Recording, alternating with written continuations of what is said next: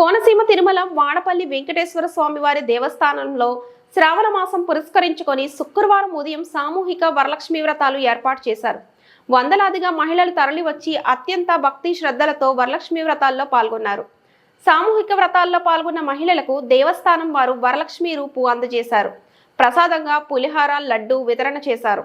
స్వామివారికి ఉదయాన్నే అష్టోత్తర పూజ, శ్రీ లక్ష్మీ సహిత వెంకటేశ్వర హోమం నిర్వహించారు. అధిక సంఖ్యలో భక్తులు స్వామివారిని దర్శనం చేసుకున్నారు.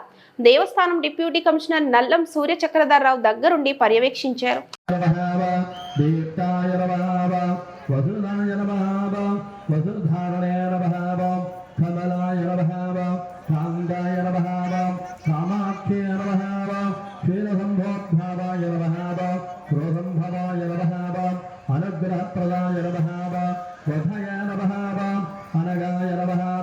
హరివల్లభాయ నమః అజోకాయ నమః అమృతయ నమః దేవతే నమః ప్రియాయ నమః పద్మహస్తాయ నమః పద్మహందరాయ నమః పద్మోద్భవాయ నమః పద్మముఖే నమః ఓం పద్మనాభ ప్రియాయ నమః పుణ్యగ్రంథాయ నమః సుప్రసన్నాయ నమః ప్రసాదమగా నమః ప్రభవే నమః చంద్రవదనే నమః చంద్రాయ నమః చంద్రసోదరాయ నమః చతుర్భుజాయ నమః చంద్రరూపాయ నమః ఓం ఇందిరాయ నమః ఇంద్రశీతలాయ నమః అహల్యాయ నమః